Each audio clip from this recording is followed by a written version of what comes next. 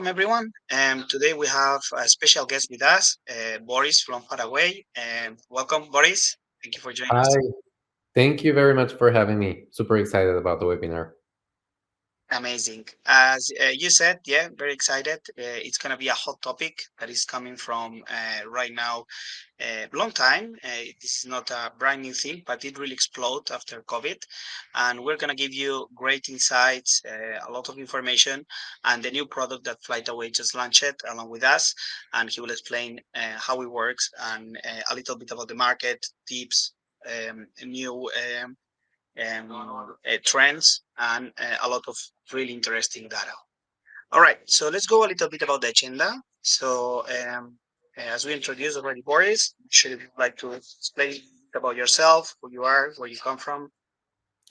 Sure. Actually, I come from pretty much your shoes. I've been a property manager before launching Flataway last year for, what is it now, 6 years. Launched and scaled the largest property management company in the Balkan region. It's located in Bulgaria. Currently, it operates more than 500 properties across 14 different locations throughout the country, in Romania as well. So, yeah, I've been in your shoes for quite a while. Started with just one property in my entrepreneurial life. Prior to that, I was in banking. That was super boring. So from banking, I decided to switch to something completely different. And then last year, with a few people from the property management company, we decided to embark on this very exciting journey, trying to host digital nomads throughout the world. So I've become sort of an expert in digital nomading. Myself, I'm what people call a slow mat, and we'll learn more about what a slow mat is in just a little bit. So I've been a slow mat before. Now I travel for conferences, short-term rental conferences around the world, and I speak about digital nomads, how to host them, why to host them, who are digital nomads. And yeah, these are things that you're going to be hearing in the webinar. By the way, we have prepared some polls for you guys so that we can get to know better the audience. So while I'm going over the information in the webinar, head over to the polls section and you can answer a couple of questions so that we make sure that whatever we're saying here with Joan is actually useful for you. That's an educational webinar, right, Joan? That's the main goal here. Um, we want to Indeed. help you. Yeah, we want to help you in any way we can to attract this very specific market, which is for me the most amazing kind of guest. But yeah, I can keep going on about that. Remember to fill out the posts. And yeah, Joan, I mean, off to you. And as soon as you're ready, we can start. Amazing. Thank you very much for the presentation, Boris, and welcome once again. So as we'll go just really quick through the agenda. So as we mentioned, we'll show you a little bit of that, how this has increased in the market, who are they, and here Boris can give you a great insight on how to detect the type of different nomads that we have. Where do they go? Of course, which markets? How to prepare for them? What are the hot top trends that are happening on this market? And finally, we'll finish with some Q&A. Okay. So let's move on a little bit about this data. Before that, I'm just going to stop and ask you a quick question, as already Boris mentioned. So you can see a new poll that is just jumped on how many properties are you managing at the moment. So we have a bit of insight. I can see already some replies. Okay. So I will give you a few seconds to fill in. Okay, we can see already mid-size property managers. Okay. All right, so we have a good number of big property managers. We can see some big, some mid, some big ones. So you can see the data that I have right now on the content, okay? How has increased, as we mentioned, COVID has exploded this new digital nomad, this new remote working, all these projects that they are happening from here and there, the globalization that is happening in the world. So we can see 131% with 35 million digital nomads. That's a crazy number. And this is a big number for your expectations for your revenue to try to catch this market. Okay. So before I pass it into Boris, I'm just gonna ask you one last question on how familiar are you from this concept? Okay. And while you're answering, I'm just gonna pass it over to Boris so he can start explaining a little bit more about this digital nomad world. Yeah, thank you very much, Joan. So while you're answering the questions, I'm going to start with a general overview of not just digital nomads, but the rise of what we call the remote generation. And I'm not talking just about Gen Z, it's more like the people who want to lead a location independent lifestyle, who are working remotely. So these could be digital nomads, but these could be also people that work a regular job, even a 9 to 5. They just don't have to go to the office. As you know, the COVID-19 pandemic, it sparked this remote work revolution, but it was already existing before that. So even before that, you had travel becoming faster and cheaper, abundance of internet, a lot of places around the world, even the most remote places, getting connected uh, to the global network. So that allowed people to travel and to live, not just travel to these places, but also to live in these places and work remotely. There's so many freelance opportunities right now, plenty of platforms like Fiverr and Upwork that provides remote workers, freelancers in particular, with job opportunities. So it was not just COVID. Upwork and Fiverr existed even before COVID. It's in general this movement towards a better work life balance. People started kind of hating the commute to the office and looking for other more flexible options that would basically get them a better work life balance, make them happier, all while keeping things affordable. So you have a very interesting chart here, how people feel about remote work. I don't think that's it's going to be the same chart if you ask how businesses feel about remote work. Certainly, you're going to get quite different answers if you ask like execs and top level managers. But ultimately, every business needs people to run, and the people will eventually decide whether they would sacrifice this work-life balance to go to the office or not. And I'm not saying that people are going to stop going to the office altogether. There's a lot of businesses like ours, being property managers, we can't really work remotely. Although I do know some property managers that work out of Bali, but that's a different story. So there's some businesses that obviously need the people to be on the ground, but the general trend is that more and more people are going to adopt this remote living lifestyle, and we're gonna have an entire remote generation. Actually, there's one guy, Peter Livos, who says that by 2035, in a presentation that he held prior to COVID, by 2035 he expects to have 1 billion people who are digital nomads. Now, for me personally, that's a bit of an exaggeration. However, that 35 million that you saw there, it's a number that's only going to be increasing and increasing by a lot. As you saw in a couple of years, it grew more than twofold. So we're gonna get more and more of these people who actually want to stay in different places, sometimes for a couple of weeks, sometimes for a couple of months. And if the place is nice, if they like it, if they are able to join the community, even longer. So a little bit more data, because I believe data is something that is essential into us making decisions. And at this point in the webinar, you may have not decided if you want to host digital nomads or not. So on your left, you see 2022, and on your right, you see 2023. These are pie charts that represent how people who are working remotely are actually getting to that stage. And why is this interesting?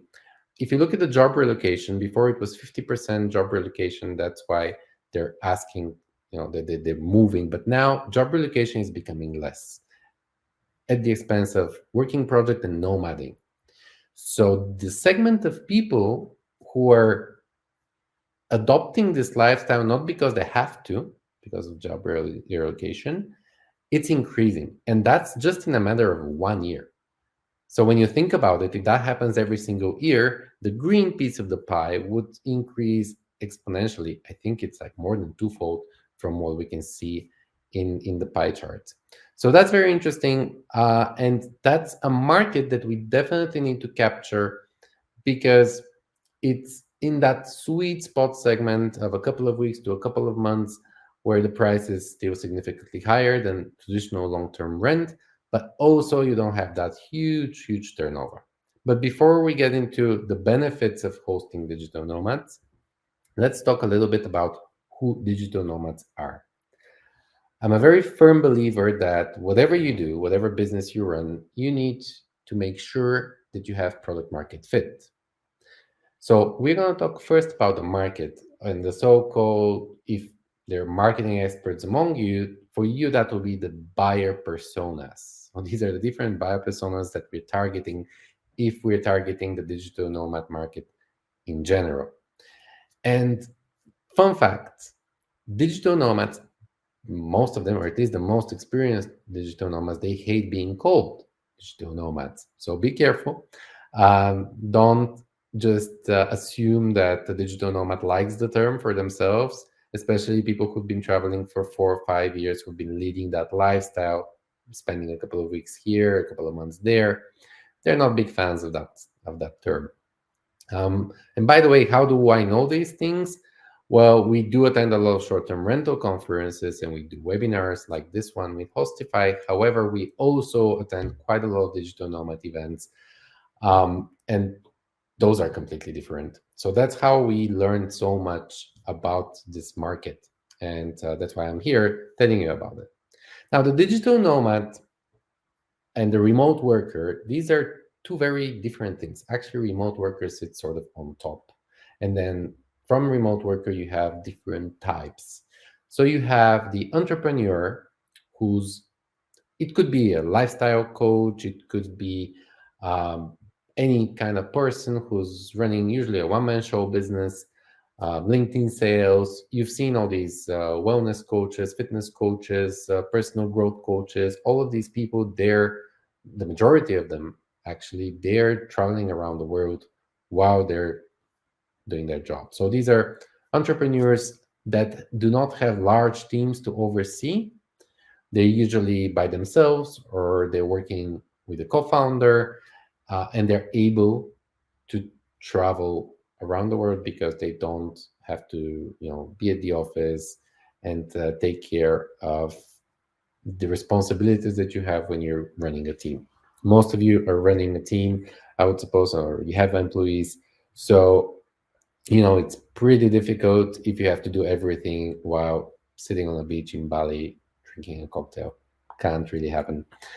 So the other type of remote workers are freelancers, and these are people who find their projects on Fiverr, on Upwork, on similar platforms. These are people who get hired for a given project. And for them, it's quite important to have more or less of a predictable income. So that's one of the problems as freelancers. You don't usually have a predictable income.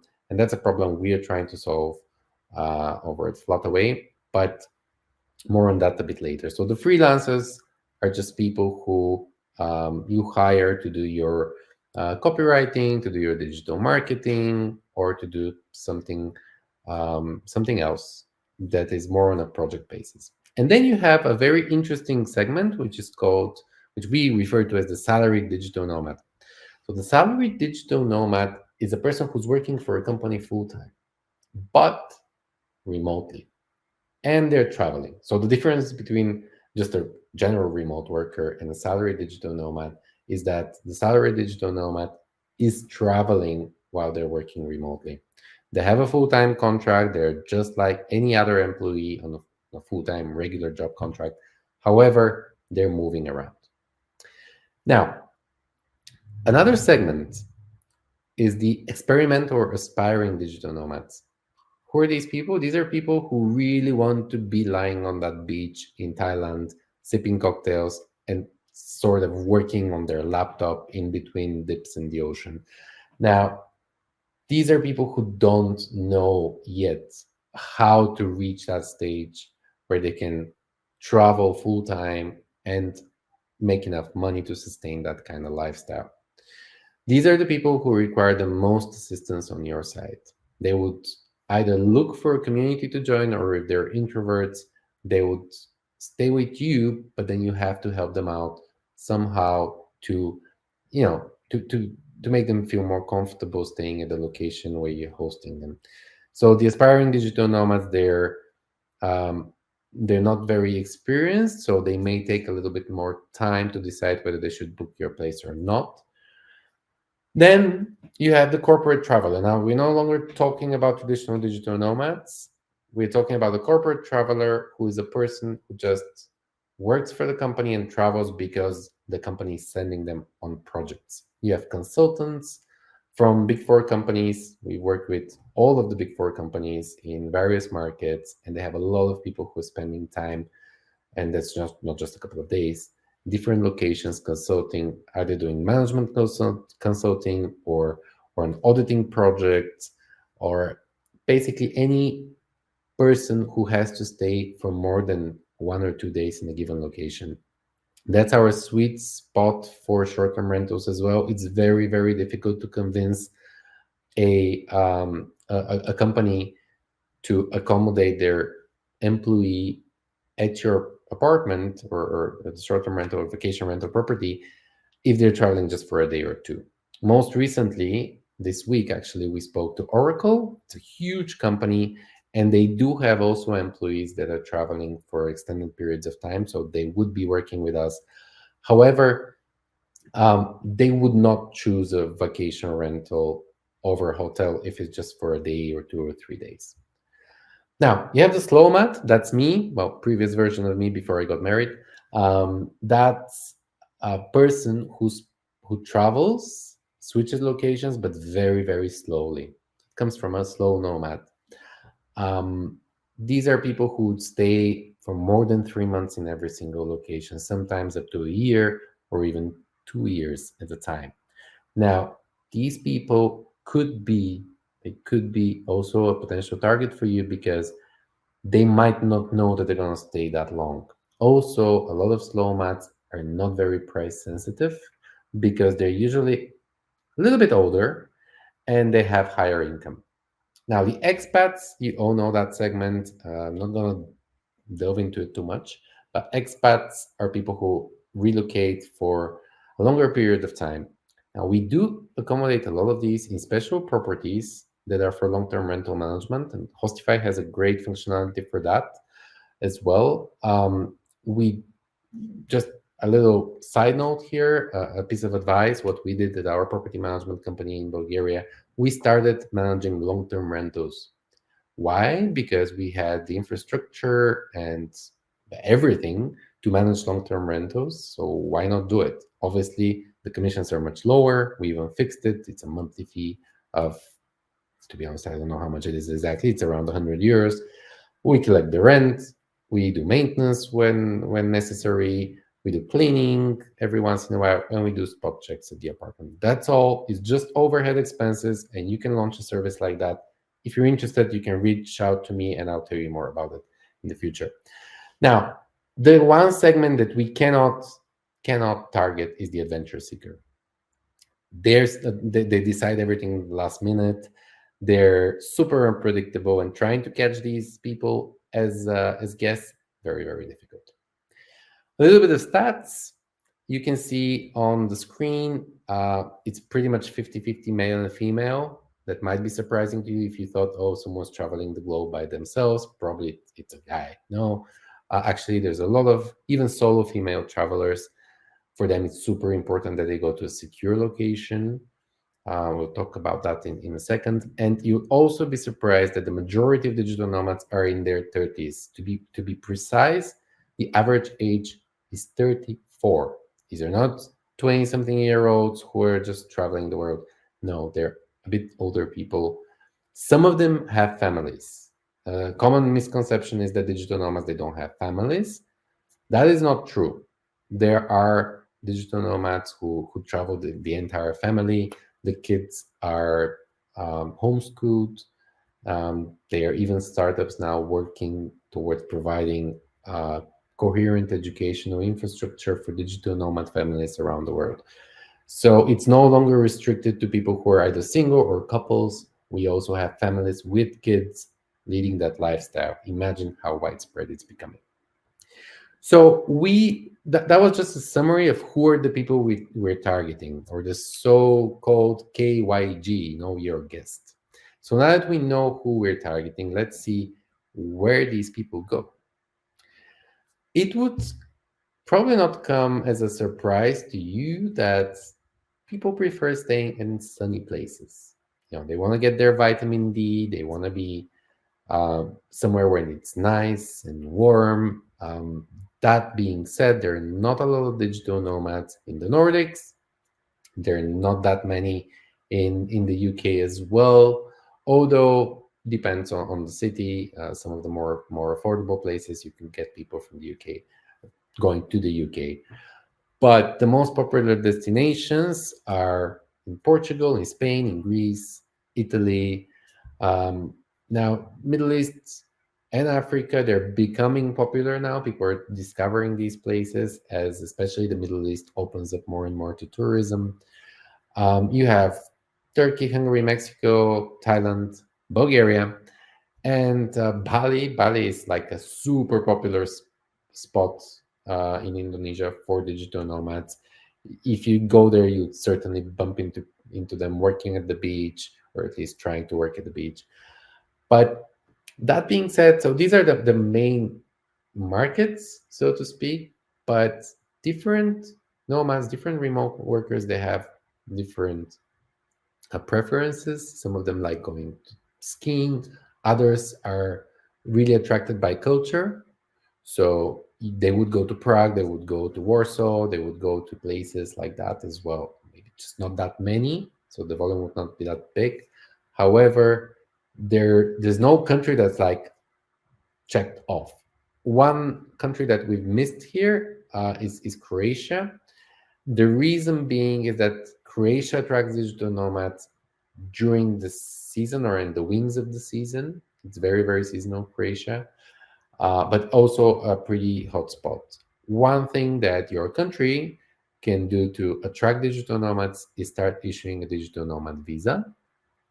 Now, I know that you cannot really tell them, just like tell your government to do that if they're not doing it already. But just keep it in mind that this is one thing that you can, the country can do on a national level if they would like to attract more digital nomads. Now, we spoke about the countries, but where do they actually stay? Couchsurfing. Couchsurfing is something for experienced nomads. I know it's not on the slide, but actually the most experienced digital nomads, those who have been traveling for a couple of years, they have friends. They stay with their friends in various places. They're more trusting. They're experts in booking. So and they have a huge network. They're part of a lot of communities. And when they go back to a certain place, they might not stay. They might stay with a friend. However, out of the 35 million that we saw, 35% stay at short-term rentals. There are some that stay at hotels, but hotels are super expensive. And you know this, you tell this to a lot of people, the advantages of short-term rentals over hotels. You have a kitchen, you have more space, you have privacy, etc., etc., etc. So hotels are not really suitable. However, there's still some of them. They do stay at hotels. Beats me, I don't know why. They're co-living places that also attract digital nomads. Co-livings, for those of you who are not familiar with the term, these are entire buildings, usually with a co-working space, and usually, most of the time, with some sort of a community element. If if there is a co-living in the markets where you're operating, you can go, you can check them out. You can see if you can do some sort of collaboration with them. Maybe when they're full, they can send over some guests to you. Usually they are full because the demand is huge. And most of the co-living spaces that we work with, I know that they're booked like months in advance. if they have community events. So co-livings are one option. Obviously, they are not at all at the scale of short-term rentals. Short-term rentals has become this huge industry with so much supply. So co-livings, in a sense, are a bit your competitors when you're trying to attack digital nomads, but they're either fully booked, they're not that many, so they may not exist in the markets where you operate, and it's not for everyone. People do prefer their own accommodation uh, because co-livings, you usually share a kitchen, you share a common living area in the middle of time, and that's not for everyone. Obviously, long-term rentals not really an option. The one thing that really pisses off remote workers is the lack of flexibility. So 1 year lease, no way. There's no way that anyone is agreeing to that. With respect to the property requirements, we are going to talk about that in just a little bit. But before that, now we went over who are digital nomads. We went over which countries they stay at, where do they stay at. We determined that 35% stay at short-term rentals. And there's something missing. There's something that determines whether you should care about that at all or not. And that's what we're going to be talking about now. Why should you host digital nomads? Now, first of all, it's a growing market. We already saw that there's going to be more and more of them in the future. Second, reach higher occupancy. You can use that segment, you can target that segment for midterm stays in the wings of the season if you have seasonality, and I'm sure most of you do have some seasonality. So you can target mid-season, not mid-season, sorry, in the wings of the season, right before and right after the season, or even in the off-season, you can target with lower monthly rates and get some occupancy in these periods of time when you know that you're not going to have a lot of tourists. So addressing low season bookings is one of the main reasons property managers try to attract digital nomads. Another added benefit, and that's in general for midterm rentals, is the longer booking durations and the less turnover. Maybe some of you have policies where you go and you have to clean the apartment every week or every 2 weeks. I strongly advise that because that's when you see the state the apartment is in. Include that in the price, in the monthly rental price, or add it on top regular cleanings. But in general, it's so much better to have a 1 month booking than to have 10 3-day bookings. I'm sure all of you would agree, even if ultimately you make a little bit more money on that, the amount of resources, the amount of work, the amount of problems that you're going to have with the 10 3-day bookings is just not worth the pain. Also, very important for this segment is that they're just nice people. They're better guests. They don't go there to throw parties. When they do throw parties, they usually do it outside because they want to meet with their community. They go to a bar. So it wouldn't be at your property. And in general, they're great people to speak to. They definitely have their requirements. They expect a certain level of service from you. I'm sure you all attain that level of service as professional property managers. And when they receive that, when they receive the service, when they receive the respect in the sense, and when you're being nice to them, believe me, these are the best guests to host. They would not call you in the middle of the night when I don't know the washing machine broke. They would just wait for the next day. They're working most of the time. Fun fact: about 80%, 75, 80%, and there's no exact figure, but according to our research and competitors' research, it's about 75 to 80% of them work from home. They would work from the apartment that you provide them with, or the vacation rental, the house, the villa. They would not go to a co-working space. They would go to a co-working space for one reason, and that's the community. So if they are not part of any community, if they want to meet people, they would go to the co-working space, but it's not going to be in order to work there that much. Rather, it would be to meet people. Of course, that segment is still new, so very few property managers are doing what it takes to target it. And if you establish yourself as a company that provides a great service for remote workers, believe me, it would be a snowball effect, because the word of mouth, the power of word of mouth in this community driven society of remote workers is extremely, extremely strong. They would recommend your property to their friends. They would probably write a blog. A lot of them are bloggers, or they do that on the side. They do blogs, vlogs, and all sorts of stuff like that. So if they're happy with your service, if they're happy with the property, they would actually recommend it even for free. And that's great because they have an audience. Most of them are, a lot of them, not most of them, a lot of them are what we call micro influencers with a couple of thousand followers. So they would be taking pictures, videos in your property, and people would ask them, hey, where did you stay? And they'll just refer that person to you. You can also use them as if you have an affiliate marketing program, or you can give them a discount code. You can do a bunch of other things to entice them to spread the word about your property.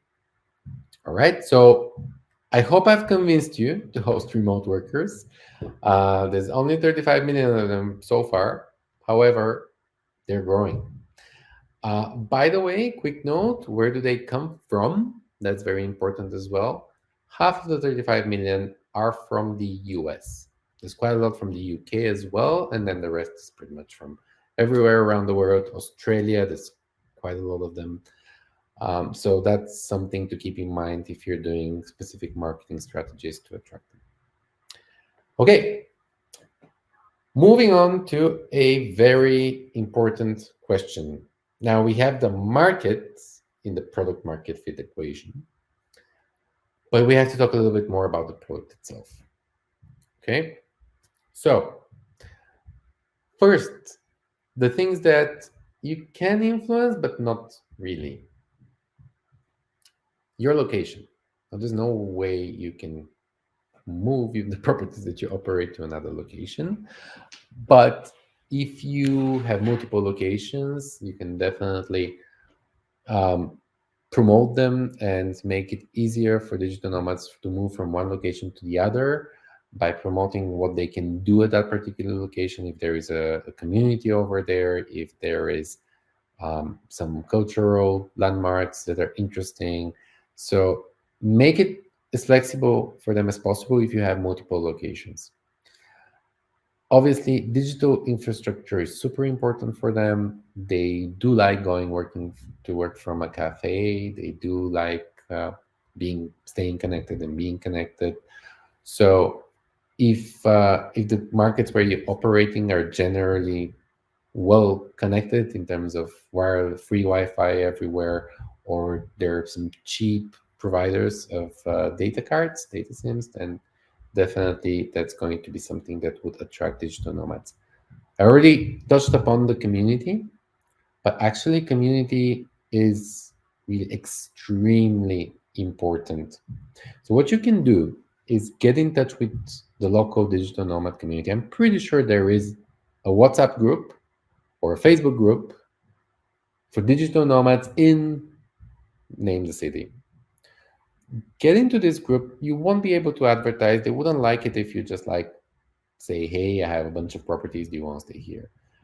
But learn a little bit more about where do these people meet up? What do they do for fun? And that's how you will be able to know the client even better and tell them once they're there, okay, so here is the community. You can join this group. You can join that group. They have meetups here and there. It's very, very important. Cost of living can't influence that too much. Visa and immigration policies either. I already spoke about digital nomad visa. Safety and security, what you can do is make sure that they know that your place is safe, that the neighborhood is safe, that it's secure. Of course, if it's not safe, then don't recommend it. But that's very, very important for them. They're going to a new place and they're not a tourist. They're not going to stay for 3 days. They're going to be staying for longer. So it's super, super important. Now, the things that you can influence, and Joan, I don't know if you're still with us. Can Yes, I'm here. you? Okay, let's do a little bit of an exercise. Um, and that would be question number 5 from the poll. Okay, I should I start it? Yeah, you can click on ready. Okay, ready? Or Um, let me, if not, I can click it. okay, yeah, click it. Start. Yeah, so Exactly. it's working now. All right, let's see. The that's probably the most important slide. The amenities. Which ones are essential? There is one that I'm going to share with you after the slide that is not on here, and it's a game changer. If you've attended any of the short-term rental conferences where I spoke, you know what it is. If you haven't, then well, you'll find out pretty soon. Mhm. Um, but We yeah, can these see are we have already some people answering. Many they are saying Wi-Fi, and surprisingly, many they are saying about the location and the workspace. okay. Interesting. That's interesting. Let's wait 10 more seconds. Go, guys. Let's see. Let's see what the results are. Others. Okay, I have one others. If someone can write, if the person who clicked on others, okay, end it. High speed Wi-Fi. Others. Joan, what do you think others means? Do you have an idea? Others that they are missing from here. Some security, what community is that safety? Mm, something Okay. that is missing here. Okay. Not Okay. We'll sure. find out soon. We'll find out soon. Now, you guessed right. Wi-Fi is the single most important amenity. It has to be fast, it has to be reliable, it has to be unlimited, and you have to have the speed of the Wi-Fi. You just have to have the speed. Do a screenshot on the speed test app or something like that. Post it as a picture on your listing. Super, super important. Really, you just have to do it. Otherwise, they're gonna ask. And believe me, they know their Wi-Fi speeds. If you say 10, not great. You're not getting the client. If you say 50, that's good enough. If you say 100, 200, 300, great, amazing. If you say 1,000, then probably they're not going to believe you. So that's the single most important amenity. And if there is a problem with the Wi-Fi, sometimes I know it's not your fault. That's a huge problem for them. A lot of them are going to be working late at night if they're in Europe, but they're salaried digital nomads, so they're working for a company in the US, they would be working late at night. And if the internet stops and they can't continue on their call and they haven't told their boss that they're in Europe, that's going to be a huge problem. And speaking of working during the night, blackout curtains are extremely important as well, especially if you're located in Europe. You are going to be getting people from the US. They are going to be working late hours and they would like to sleep in the morning. So make sure that the bedroom is equipped with blackout curtains. Now, laptop friendly workspace. A lot of you in the polls, you said that there should be a workspace. Yes, there should be. Um, Not necessarily a desk, but as convenient as possible. All right, just like the kitchen counter where you have the toaster that's in a bar stool chair. It's not great.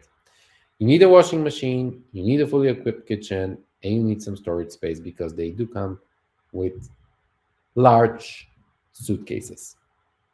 Okay, and now the one other amenity. I don't see anyone in private chat uh, that said that, but it's a computer screen. A very simple yet large computer screen. Now, you can't equip all your properties with a computer screen. However, you can get one or two, keep them in the office, and just offer this for an extra fee. It's just an on request amenity that they're going to appreciate a lot because they have these small laptops that they have to work on. Some of them are developers, and they if they get a screen, they're super happy. Take the screen, post a picture of the screen on at the workspace. Say on the picture if you want a screen available upon request. If you can't equip your property with a computer screen, they cost like $150. It's a huge investment that's going to win over digital nomads. That's my secret that I keep sharing with everyone throughout the world. Well, yeah, enough talking from me. We've gone over more or less the product market fit situation with digital nomads. Now I'm going to give the word back to Joan, who's going to talk about the trends. Amazing. Thank you very much. Very insightful, Boris. Obviously, you know a lot about them, and you will explain later a little bit more about what do you offer and what is the new Flataway software they have developed, and what do you offer for our new Hostify users or even anyone that would like to use it as well. Support and welcome.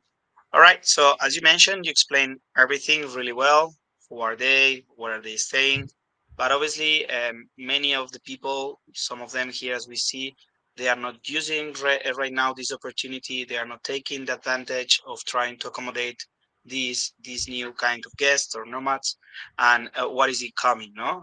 So as we can see here right now, a huge number of what are the expectations on the increase and the percentage that is going to happen in the next few years. No, we already seen a huge increase, but this is nothing on what is it coming. No, so let's go over about some trends, and we have divided in three different topics. Okay, we'll speak first a little bit about obviously the investment. We already seen some of these numbers on what are their markets and which ones are leading.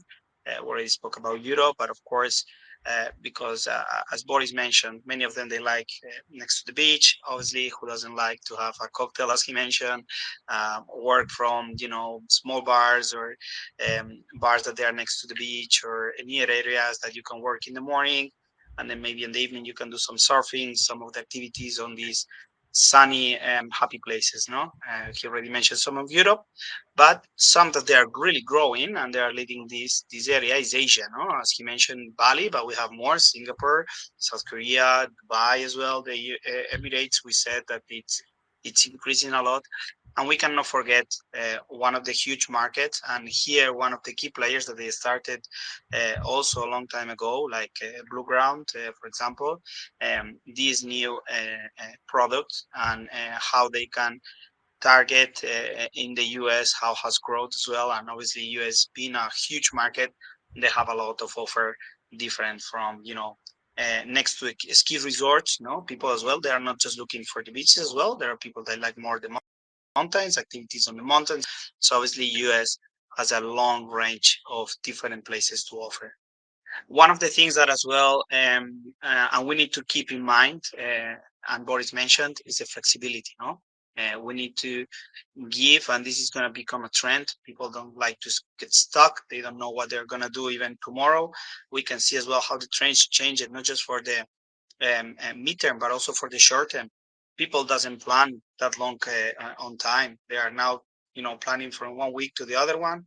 Okay, I'm going to Bulgaria. I'm going to somewhere in Asia, somewhere in the US. So people is not booking from year to year anymore, or it's getting like lower the percentage that is happening. Um, Obviously, this will allow you as well to have less requirements, as we mentioned, like flexibility on the lease. Long terms, they have a lot of more, let's say, law involvement from the government. You have to require a more fixed contract that is, regulated by the government. This kind of midterm, at the moment, it's more in a gray area, so it's easier. You can establish your own policy, your own terms. And as we mentioned, it doesn't have as well the restrictions that we can see in some of the short-term rental cities, like we're already seen in New York, in Barcelona. So it's going to give you that good point as well to have that flexibility, for example. Flexible stay duration, we already said, and obviously the payment options. This is something that is becoming more trending. We already seen like new crypto coins, many different ways that obviously all based onto the digital markets. So we can see a lot of digital requirements that is going to happen on the future. And finally, just some sustainability. We need to take care, obviously, of our environment, and right now, these guests they are looking into that because it's this new generation that they are really worried about what is happening on the earth. Obviously, they really want sustainable places. Also, it will be really good for you as well, as I mentioned in the next slide, because these nomads they're going to stay for long periods, so electricity bills, let's say somehow, is going to increase. So obviously, eco-friendly prices, more looking into renewable energy, trying to save that electricity that at the same time helps the earth, is going to be as well a big trend, and we can see it already in many of the OTAs taking care and speaking about the sustainability, a big topic that is coming. And obviously, the nomads, they are one of the leadings that they are taking care of this. So we already mentioned as well, obviously, the digital, no, the how you have to be prepared. The online world is here.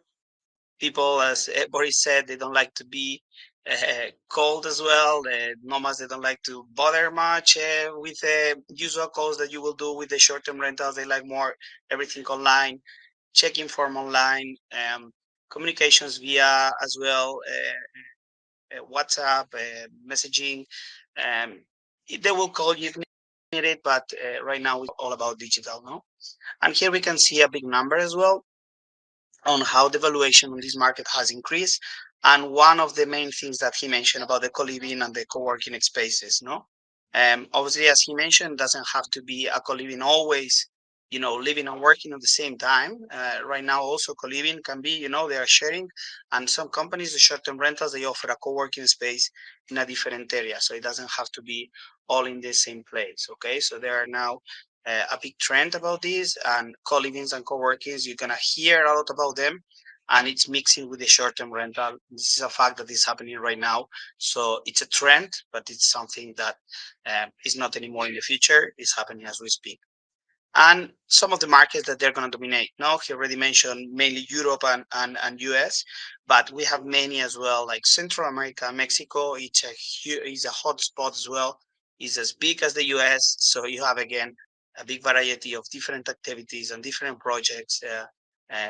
These countries as well, they are growing a lot, and it's becoming as well like very interesting for many of these type of users that they would like to be being on the midterm. No, we can see as well special attention to our Brazil, and what he mentioned as well, Middle East, but not forgetting some countries in Nigeria, even South Africa, Cape Town, and cities really trendy. All right, and last on the trends that we were speaking about, and we mentioned already, obviously sustainability, and this is going to help, as we mentioned, these bills that it will be changes from the short-term rental. People obviously will be more in the home, remote working, so they will be using more of your facilities. So we need to be more conscient about it, and obviously at the same time that is not just helping our revenue, we are obviously caring about the most important, which is going to be our future, the earth, take care of everything. And as we mentioned, it's already a topic that many of these users, they will be checking in your property if they are sustainable or not. Okay.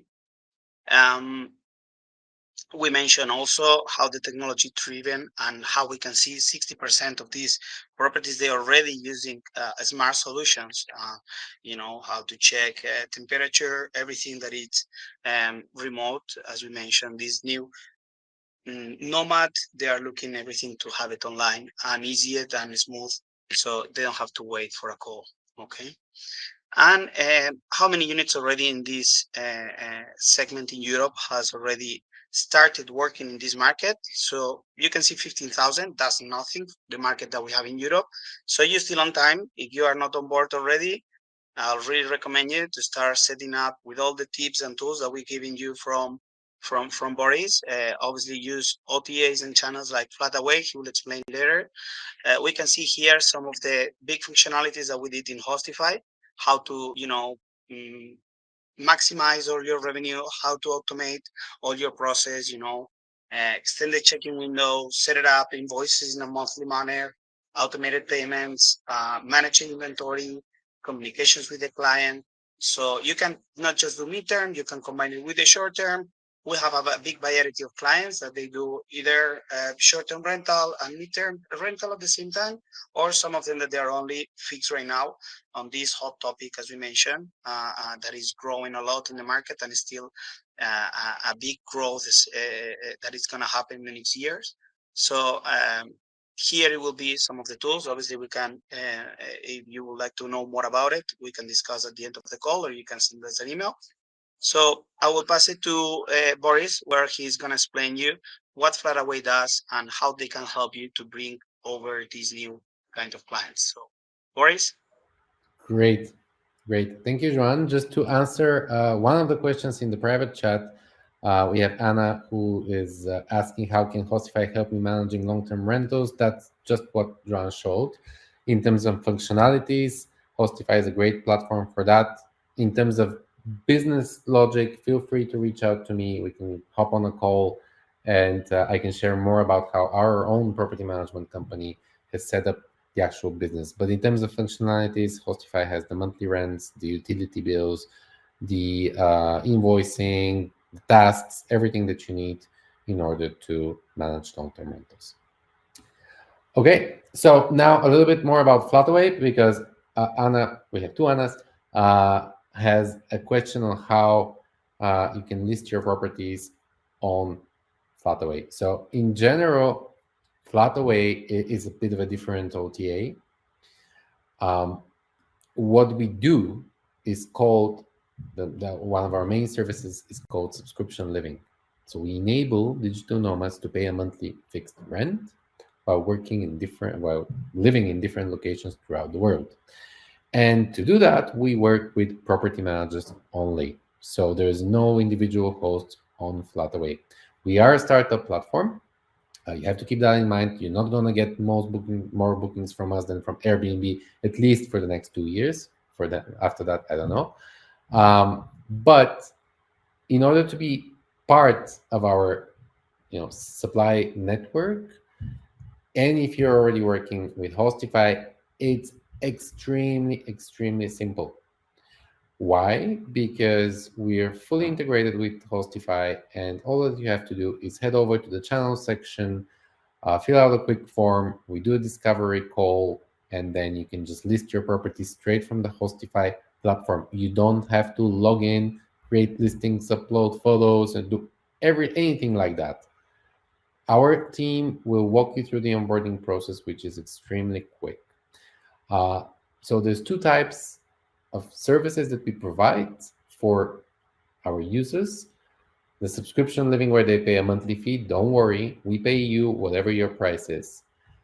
What we do behind the scenes is we even out the payments for the user themselves, but not for you. If we're not going to make you list your property for €1,000 if you normally list it for 2,000. We have different bundles of plans. You can take a look at those on the Flataway website. What's more important is that as clients of Hostify, you can also take advantage of short stays. So we work with a lot of suppliers in more than 100 destinations throughout the world for our subscription living product, but short stays are now open to clients of Hostify. So if you're using the PMS of Hostify, just head over to the channels and you can onboard really, really quickly. There is no cost. It's literally the fastest onboarding in the industry. You don't need to create listings. You don't need to do anything. Just have a call with us. We'll help you choose which properties that you're currently managing as suitable for our target users. And then you just select them, press the button, and it's on there. That's it. Extremely, extremely simple. Do we work globally? Yes. So subscription living is available in, as I said, more than 100 locations throughout Europe, in Latin America, in Africa.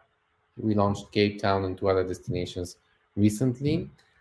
And we have property management partners that just provide us with the supply in all of these destinations. But for short stays, which is a traditional OTA booking sort of workflow, we would only work with Hostify clients. Well, yeah, as I said in the beginning of the webinar, we don't want to make this an advertisement webinar of Flataway. So let's see if there are any more questions because we're a little bit behind on time. Just it's a super interesting topic. I can keep going on and talking about it for such a long time. So how do we handle payment processing for bookings? We act as your merchant of payment. So in that sense, we would collect the money and we will send it to you like Airbnb does after check-in. It's the same as Airbnb. There is a difference in terms of the commission structure. The commission for short stays, which is not really the majority of our stays, is the same as Airbnb, but for our monthly stays, anything from 28 days and longer, it's 10%. And there is no guest service fee. By the way, another thing that home nomads hate are additional fees.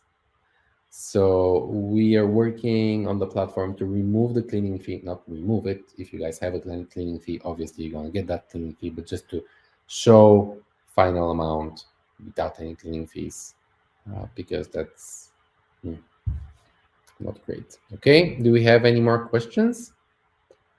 If you want to learn more about remote work, digital nomads, Flataway, the easiest way is to just drop me a message on LinkedIn, Boris Pavlov. Yeah, I'm fairly easy to find. Happy to help you. And if you have any questions regarding scaling a property management business as well, I started by myself with one little studio in Sofia. Now it's a huge grown company. Thank you. And Thank you. Yeah. as we mentioned, we will be sharing all this material. We'll be sending to you. So obviously, also Boris will be able to um, contact you in case that you have any more questions. We'll share our emails, our contact details.